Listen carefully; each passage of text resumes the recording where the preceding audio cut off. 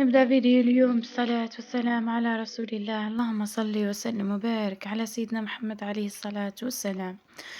وش راكم البنات؟ وش اخباركم؟ نبدأ لكم الفيديو من الحفافة اللي رحت لها. كما راكم تشوفوا، اول حاجة بديت برسم الحرقوس. شوفوا راني مطول عليكم ياسر، هاد الفيديوهات عندهم مدة. شفتوا الويكاند تاع اول نوفمبر، هذيك هي لميت قداش من فيديو باش ندير لها مونتاج، ولكن للاسف ما لقيتش الوقت وما لقيتش معناها مش عارف، مش كاتبين بالك هذا وين كتبوا باش ينزلوا لكم الفيديوهات. راح نكمل بقية الفيديوهات بعد الفيديو هذا راح يتحطوا ان شاء الله. اول حاجة عندي عرس، عندي زوز اعراس، عرس بنت عمتي يا ربي يصلح حالها، وعرس من اهل زوجي. على هكاك معناها رحت اول حاجة. شوفوا، العرس هذا كان بالخميس، وعرس بنت عمتي الجمعة والسبت. بعد ما رحت الحفافة، أول ما درت أول حاجة درناها الحرقوس. هاكو شفتوا النوعية هذيك اللي قلت لكم عليها، نوعية تاع الحرقوس طبيعية، هذيك تتواجد في أسواق ليبيا بكثرة. إن شاء الله نحاول نوفرها ونحطها لكم للبيع. بعدها بعد ما كملت الحرقوس درت مكياج ورجلت شعري، وهنا رايحين لاصال في الطريق.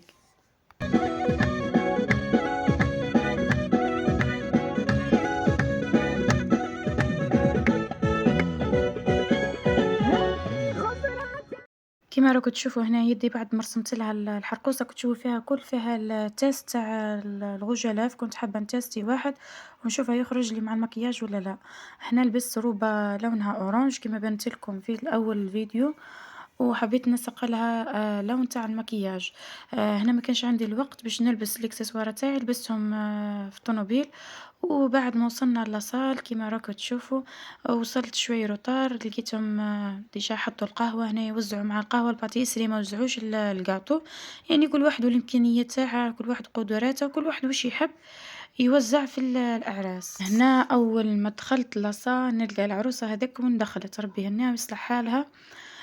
دخلنا مع بعض هنا، داروا لها الأغنية تاعها. حبيت نسمعها لكم هكا في مقتطفات. نتمنى البنات التشجيع والاشتراك والدعم في الفيديوهات باش يوصلكم كل جديد. وان شاء الله الفيديو تاع عرس بنت عمتي راح يجيكم بعد الفيديو هذا.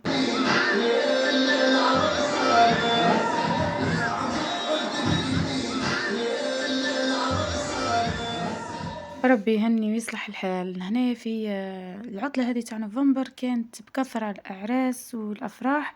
ربي يتمم على خير، وربي يعين العائلات على هاد الغلاء وعلى هاد المناسبات اللي راهم يديروا فيها. معناها وش قدموا وش حطوا، هذاك هو راهو كل واحد كل قادر ومقدورة. هنا حطوا لنا قهوة وحليب، ووزعوا معاها الباتيسري، كان بنين باين جديد. ربي يبارك، انا فرحت به الحق. ما نحبش القطوات ياسر في الاعراس، بالعكس عجبني الباتيسري. خير. هذا هو بعد ما كملوا وزعوا القهوة والحليب. كملت العروسة تصدرت، جاء رجلها يهز فيها وحطوا العشاء للضيوف، وهي راحت على روحها. ربي يهنيها ويصلح حالها. هنا نروح معاكم البنات لاغوب اللي حالي لبستها. هذا التاج خدمته في عرس اختي، راني حاطه تقريبا الطريقه تاعها في واحد الفيديو مش بالتفصيل ولكن هكا مقتطفات. هذا الحزام، هذه خيطتها في تقرت وقت عرس اختي. وهذا المانش كيفاش تجي، المانش الاولى هكا تجي كامل هابطه حتى هك، وتجي لهنا مفتوحه في الباط كل. القماش هذا تبيع فيه اختي في تقرت.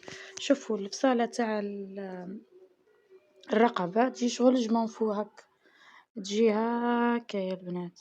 يجي كتف طالع وكتف هابط شوي في لاستيك بالحجار هذم الطرز.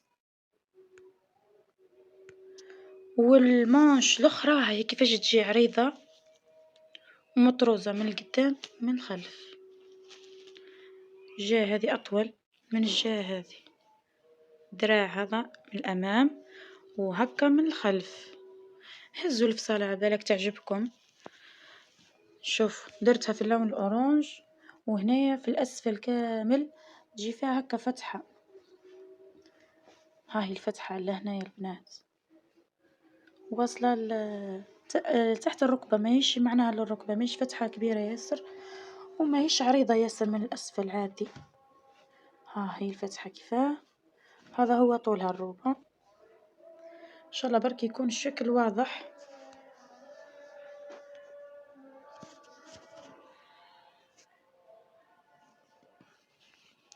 هذه المانش، شوفوا تسكر شوي هنا من بعدها تسحل تجي هكا. هذا الحزام درت معها كتاج، وهذه هي كل. بما انها الرقبة تاعها مفتوحة درت معاها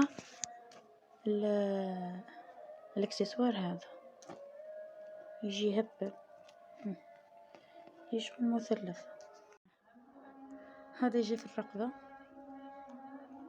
هكا، يعمل رقبة كامل، حاجة خفيفة ومتحوفة هكا. بركي نحطها لكم هنا تبان كيفاه جاي هيك شغل، جاي شغل مثلث هكا.